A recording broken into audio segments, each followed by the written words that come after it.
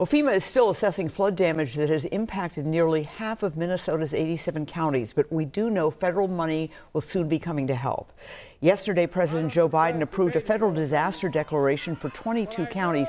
FEMA is still reviewing damages in another 20, but the disaster aid will soon be on its way to communities like Waterville and LeSueur County, where they're dumping flood debris as they look to put the pieces of their homes and lives back together. Uba Ali explains why one homeowner there is still nervous about the days to come. The sound of heavy machinery echoed through Waterville as the cleanup began. Think about what's in your home, you know, the memories, the dreams. I mean, I hate to say it, but you know, they're sitting in these dumpsters right now. That's the tough reality for the small town battling historic floods. Ever since the flooding here, none of us has slept through the night because we're always worried about something. That left homes partially submerged and streets waterlogged. It's been difficult. And while some begin cleaning up and dropping off damaged goods, others simply can't. We still got water coming in our basement, and I got a few nice little streams flowing through. The backed up Cannon River is flowing in Lonnie Raymold's backyard. We got a garden in our backyard, but you can't see it because it's under 4 feet of water. But despite that, just wait for the water to go down. He's doing all he can while the sun is shining before another round of rain. We're cleaning up now, but Monday and Tuesday, we might be back at square one like we haven't even did any cleaning. For now, it's all hands on deck. We're not going to give up. We're going to keep pushing, and we're going to get through this. As this community helps one another. Uba Ali, WCCO News. LeSueur County will continue to accept debris at that drop-off site through this week. For more information, head to WCCO.com. As we mentioned, that federal disaster declaration will bring money to communities hit hardest by the floods. Those funds can reimburse local government for debris removal, emergency flood protection, and the repair and replacement of damaged infrastructure. So far, 22 counties have been approved. Those are the ones highlighted here. Another 20 counties are still waiting for approval. FEMA's regional director talked about the damage assessment process Friday. One of the most important things we were doing there is validating the types of damages that were coming in. And what we've seen is that there's extensive damage across the state of Minnesota. The Mississippi River in St. Paul crested yesterday at just over 20 feet.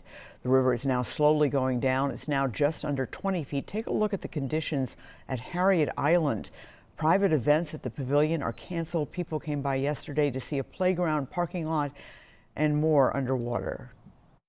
I know that the river's been high here before, so I just kind of wanted to check that out. This is just incredible. I mean, just think if that earth berm wasn't there. While water levels are starting to drop now, forecasts keep the Mississippi in major flood stage for the next few days. Count on the WCCO Next weather team to keep you up to date on flood warnings and the latest river conditions. Overnight, police in Utica, New York released new images and body camera footage of the police shooting of a 13-year-old boy. The death has already led to protests. Bradley Blackburn joins us live from New York with the new images, which we want to warn you are disturbing. Bradley? Esme, so many questions have swirled in Utica and online about what happened Friday night that led to this shooting and tragic death of a teenager. Late last night, police shared more context and those images, which again may be disturbing. Utica police released this body camera footage from the incident Friday night. Police say they approached two juveniles walking in the road who matched the description of suspects involved in recent robberies in the area. Can I just pat you down and make sure you got no weapons on you? Police say when officers asked to pat down the juvenile, he immediately fled on foot. Police froze and highlighted this body camera footage to show the moment they say during the chase, he produced this replica Glock pellet gun and pointed it at the officers. Careful! A bystander recorded this video, horrified as an officer throws the boy to the ground and then... Oh my God! Yo, he just shot him! The boy, 13-year-old Nyam Wei, later died at the hospital. On Saturday, outraged residents and family members went to City Hall, some attending a news conference with the police chief. The youth displayed what appeared to be a handgun. Could you please allow me to finish, please? Utica's mayor asked for calm. We understand the weight of this situation, and we want to ensure that every single piece of this is understood. Later, a vigil was held at the scene. Just seems to keep repeating. Many asking for answers about the death of a 13-year-old boy. Utica police say the 3 officers involved are all on paid leave pending a full investigation that will be handled by the state. And Esme, the New York Attorney General's office has already opened that investigation. All right, Bradley Blackburn, thank you so much, reporting from New York.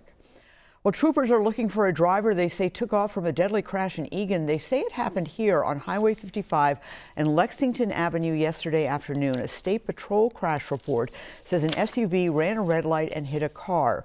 Troopers say the driver whose car was hit then took off, leaving behind 2 passengers. One of them died and the others have serious injuries. We're still working to find out more about that driver troopers are looking for. We'll bring you updates when we learn more. Police in Lakeville are investigating a suspected homicide after an incident early Saturday morning. Around 4 a.m., reports of a fight in the parking lot of an Amazon fulfillment center brought police to the scene. When officers arrived, they found a man with a suspected gunshot wound. First responders tried to provide medical care, but the man was ultimately declared dead at the scene. A 24-year-old man was found near the victim. He is now in custody. As June is going to be great weather for the hundreds of thousands of people joining together today to celebrate Pride in downtown Minneapolis. The big parade starts at 11 a.m. today. The route runs down Hennepin Avenue from 3rd Street to Loring Park, where the Pride Festival goes until 6 o'clock this evening. WCCO's Adam Duxter talked to organizers and attendees alike who say this is a celebration, but also a continued fight for equality. Behind the music and the colors, people in Loring Park Saturday say it's simply good to be in a place where everyone can belong. And when I'm here, everybody is excited about me expressing myself, and everybody gets to express themselves, and it's just really safe. Ivy Feldson says that's what's kept her coming back for 10 years. And so every year new people are bringing newer people, and then our community grows and it just expands that safety zone for everybody. And while there's plenty to celebrate, Pride is not just 1 month in the year, that you are who you are all throughout the year, all 365 days. Organizers say there's more on people's minds and hearts this year. In a Pride Month that started with an attack on a transgender teen at Hopkins High School, which police are investigating as a hate crime. And just this week, a prominent DJ and trans woman murdered by an ex-partner. Those moments are moments that give us great pause, because as much as we want to feel that we're making progress, you have those moments that are so sobering, and you realize we still have so much work to do.